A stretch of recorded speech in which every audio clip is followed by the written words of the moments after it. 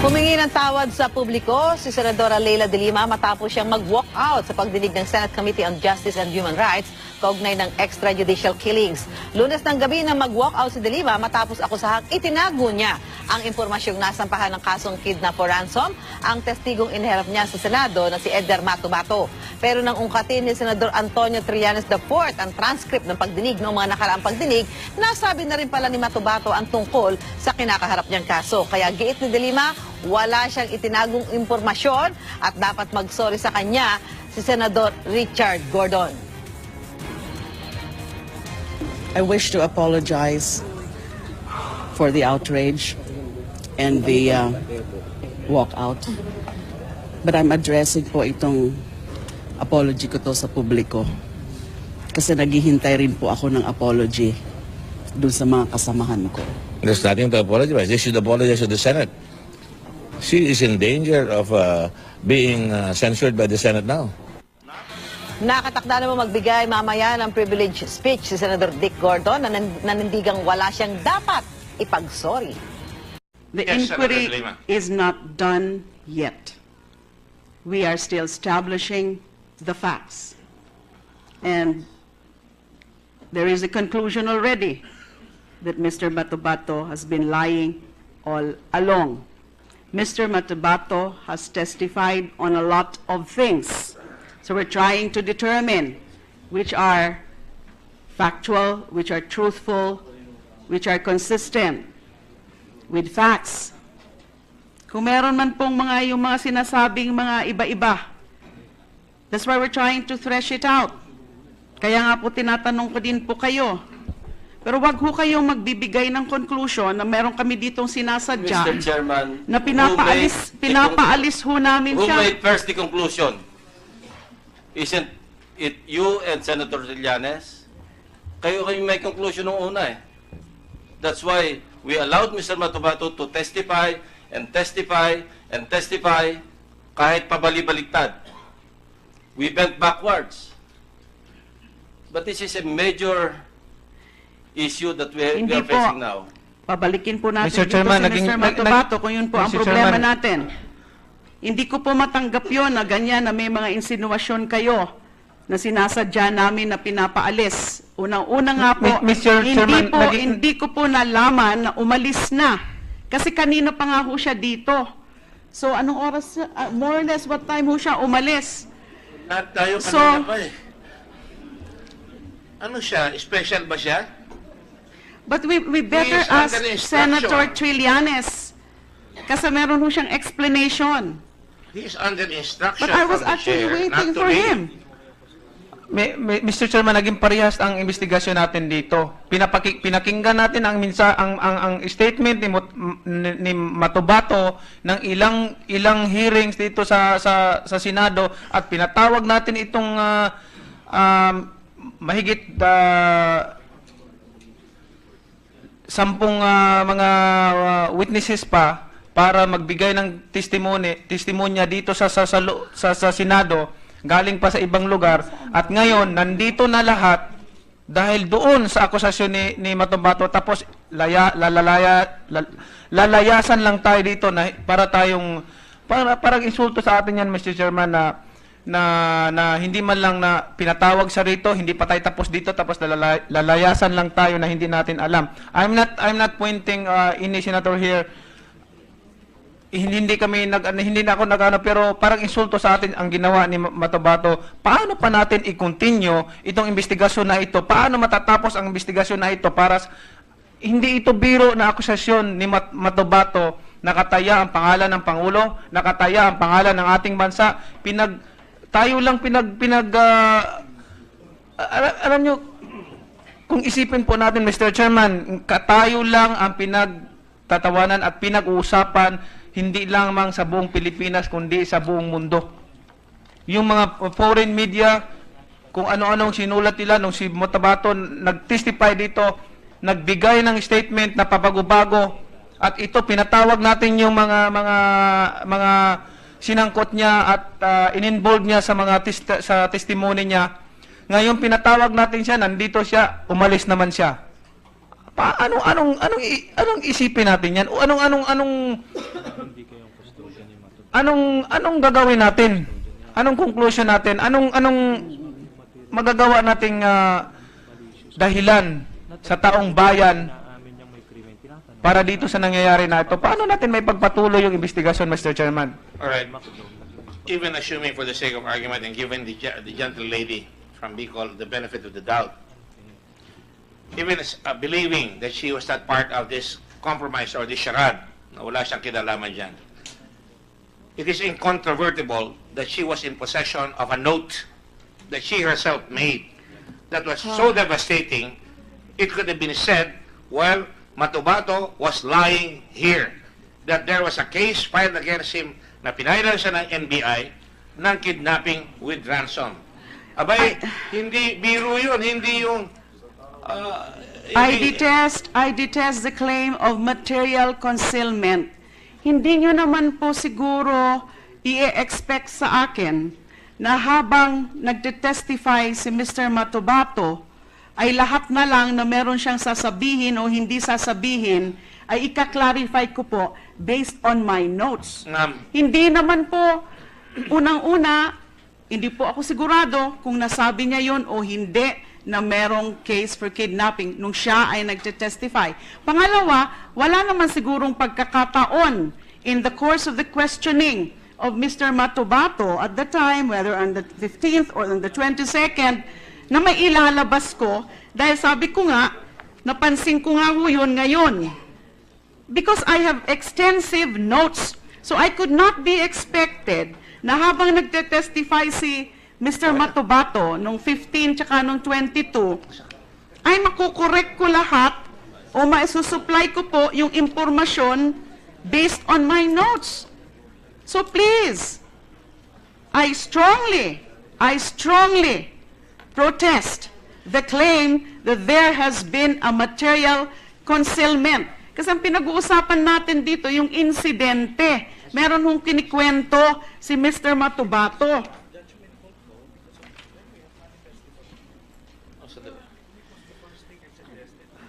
I was not expected to be whatever it is stating, manifesting is being all said the here. information, all the notes that I have when Mr. Matubato was testifying. Okay, if you are trying to stipulate na tayo pang may kasalanan dito, kami pang may kasalanan dito, naniwala kami na gano'n na nga nangyayari, Perhaps he wasn't asked. He was never asked about that. well, Mr. Chairman. you know, this is not We a didn't ask because we did not know, but you knew. But I have already I said this only before. noticed it kani-kanina lang po when I was reviewing my notes. Excuse me. Because I have extensive notes. Mr. Senator De Lima, I already said, even presuming for the sake of argument and giving you the benefit of the doubt, na hindi ka kasama dito sa nangyaring ito. The very fact that you had information while this was going on, it could not come across your mind na you had information na salungat doon sa sinasabi na Matubato rito. Habang nagsasalita si Matubato rito, Ano po bang salungat? May I please continue? I have given you so much leverage here. I have allowed you an extended amount of time. I have even allowed Matubato, and I didn't have to do that. I even allowed Matubato, and I did not postpone anything here. When I took over this committee, we will continue. We got all your witnesses here. And we called all the witnesses here, all the testimony, all the motions. We allowed. So please give me some leverage. Give me some latitude here. The point that I want to make here, salungat yung sinasabi doon sa nalalaman mo na nasa note mo na si Matubato pala ay may kaso ng kidnapping for ransom in the case of Sally Macdum. Salungat yun sa sinasabi niya na ang pumatay kay Macdum, tinulungan niya ay si SPO4 SPO4 na Las Cañas. Cañas, Mr. Chair. at saka yung iba, at siya rin ay kasama.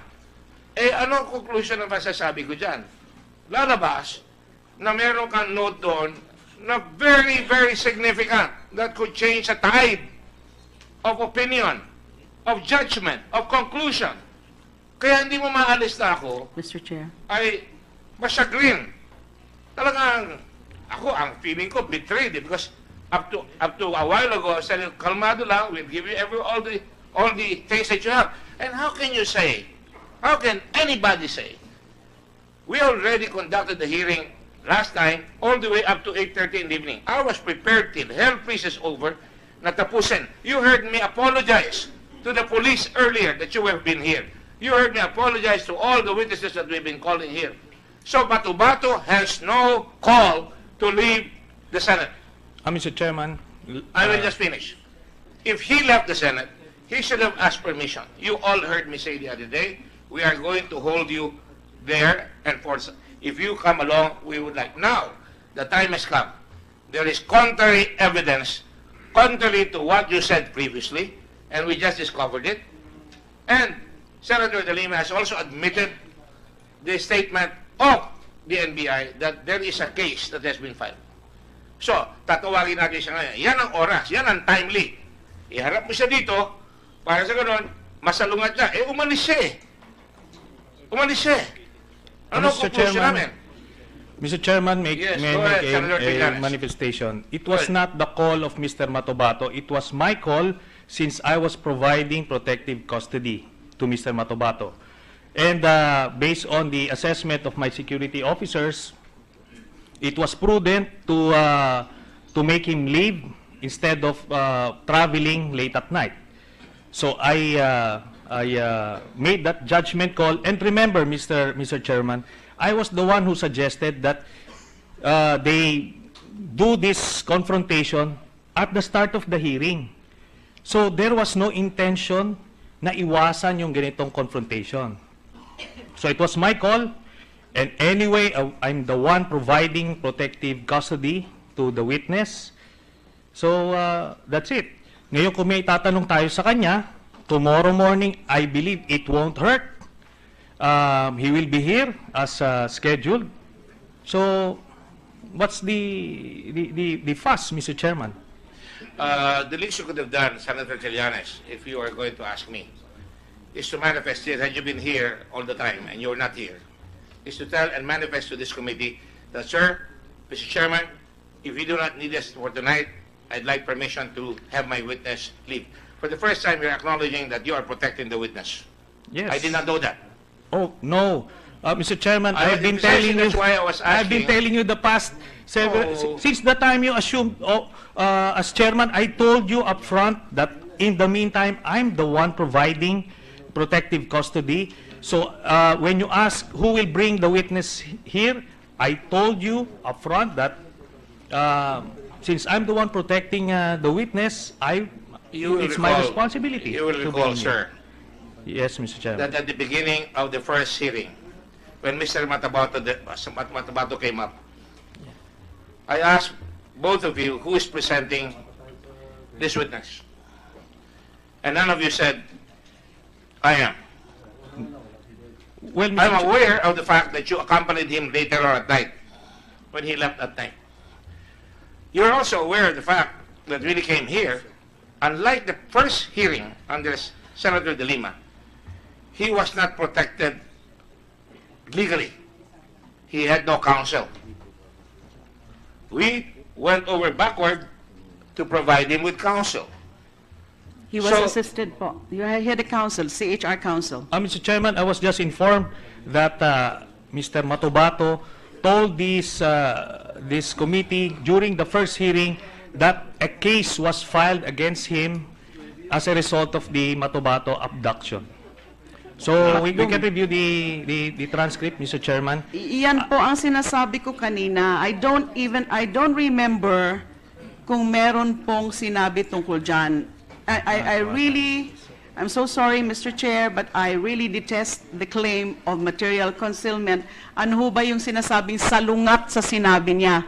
Wala naman po sigurong sinabi si Matobato na walang kasong final sa kanya. Mr. Chairman. So ano ho ba yung salungat na Mr. Chairman, I Are already you have the trying to transcript. tell me that hindi sa lungat yung sinabi niya? Mr. Chairman, I already have the transcript. Let me answer first, The transcript. Senator De Lima. Anyway, you have to look for that. Meron pala. He came down here and accused everybody And kunyari siya ang hero na he's testifying against all the others that went with him to kill Bakdum. Now, it turns out that you have a note that you concealed to the committee. Mr. Chairman, precisely it was not concealed. If you would allow me to manifest, on page 166 of the September 15, 2016 hearing, I quote the chairman, Senator De Lima, okay, yung pagpatay kay Sally Macdum, pinaninindigan nyo ba iyon na mayroon kayong pinatay na tao na pangalan Sally Macdum? Mr. Matubato, opo ma'am, kasi pinailan ako ng kaso ma'am ng kidnapping kang Sally Macdum, hindi ko sila tinuro, parang inako ko rin. Pinailan ako sa NBI. So what is that? So after all the rants and accusations, I believe Senator De Lima deserves an apology, Mr. Chairman. What apology are you talking about? I demand There is no need an apology because you have the information. You had the information from the very beginning. The committee, Mr. Chairman. From But it was in the 2002. transcript already. 2002. Would you please don't melt down, please? You're melting down. No, sir. No, sir. The charge was 2002, si Macdum pinatay. Ngayon lumabas 2000. We had to go chasing all these phantom ghosts. We had to ask people here. We're not wasting the time of the people here, you know. Pagunda rin tayo lahat eh. Mr. Chair, one issue at a time. Hindi ho ba yung pag-aakusa niyo sa akin na merong material concealment All right. has to do with the filing of the case? Kaya po sinasabi ko po kanina, alamin muna natin kung nasabi ba yon o tinanong kay Mr. Matubato tungkol dyan sa pag-file. Kasi hindi rin po ako sigurado. In the meantime, before checking the TSN, you're accusing me, or you have accused me This committee of was made to believe. material concealment. Walang concealment dahil nabanggit naman po ni Mr. Matubato. Kaya pala nandun yun sa notes ko. Kasi nabanggit naman. Nabanggit nung interview ko sa kanya, nabanggit pala during testimony. So where is the material concealment on the part of Senator De Lima? It pains me to be accused of material concealment. There's no material concealment because I am it not was going to go back on mentioned. It was mentioned. So there's nothing There's nothing what? to be, there's nothing to disclose to the body after the witness had disclosed it. Mr. Chair, can I shed light on that, please? Yes, go ahead. So, Mr. Chair, the Senator Trillanes is correct in sense that Mr. Matubato said that finailan ng NBI. But hindi po yun yung concealment eh. Pinailan po sa piskalya. And ang piskal, ito po, and the fiscal po, nag-submit pa nga ng affidavit, ng counter affidavit si Mr. Matubato, at ito pa nga nakalagay sa kanyang counter affidavit. In the morning of November 9, 2000, Eric was with 3 companions who I never met before. They look like the military. Mr. Chair, if you check the transcript, paulit-ulit po si Mr. Matubato na 2002, paulit-ulit siya na yung mga pulis na sinasabi niya ang pumatay. At nung sinabi lang sa NBI, hindi niya sinabi na merong kaso sa piskalya ng Samal. Nandito po, siya mismo nag-file ng counter affidavit, no? So to the chairman's point, there were things that at the very least were not revealed to the committee. But may I yield to Senator Pacquiao? I think he has a... Mr. Chairman, I believe we're now splitting hairs. Initially, your accusation was very, very clear that he did not Oh, I'm not disclose withdrawing it. Not on your life, boy. Oh, well, I'm not withdrawing well, it. you're mistaken, and No, you're showing your bias, Mr. Let me Chairman. very clear. Let me You're be showing very your clear. bias as the chairman, Bias? and Who's biased? Mr. Chairman, the apology is warranted. An apology is warranted, I will Mr. tell you the Chairman. concealment. I will tell you the concealment. I could not have concealed it because it was disclosed already. Okay, I will let you melt down and have the floor. All you want. And since no apology is forthcoming, I'm walking out. Because clearly, there was no Mr. Chairman. concealment on my part because it was disclosed already. Disclosed? I'm walking out. It was disclosed by the witness. So what is there to conceal? It was disclosed. The record is very clear. You know, I remember when we were. So I remember when we found out a while ago. Since there's you were no- very meek as a lamb. You know, I didn't know. I had it in my notes. Oh, I'm sorry. I did not know. I didn't say that. No, you were very meek as a lamb. And remember that I was not holding. That's why I was not the said. chair on the first. You were the first. That's And why when I said. the concealment was done, perhaps not by Matubato, because I was not here at the time, but the concealment was done by you. Because when could there be concealment? Matubato was testifying, don't you think it was incumbent upon your part to say, I have information that this guy has been fired. Can we call on the NBI to produce that testimony? Mr. Matubato already said that. Mr. Matubato has already said Mr. that Chairman, a case Mr. was Chairman. filed In- against him. Out of respect for everybody, I will I am suspend the walking hearing. out. Mr. Chairman. I'm sorry. I'm sorry for you then. Mr. Chairman,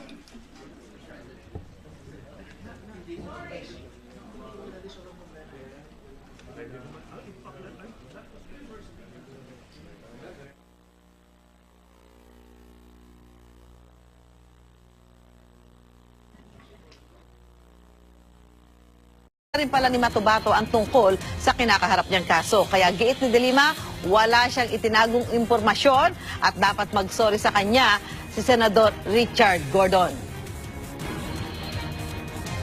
I wish to apologize for the outrage and the walkout. But I'm addressing po itong apology ko to sa publiko. Kasi naghihintay rin po ako ng apology dun sa mga kasamahan ko. There's nothing to apologize. They should apologize to the Senate. She is in danger of being censured by the Senate now.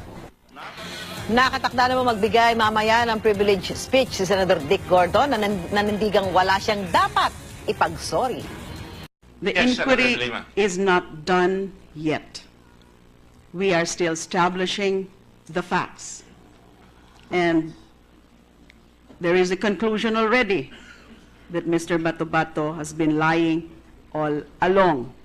Mr. Matubato has testified on a lot of things.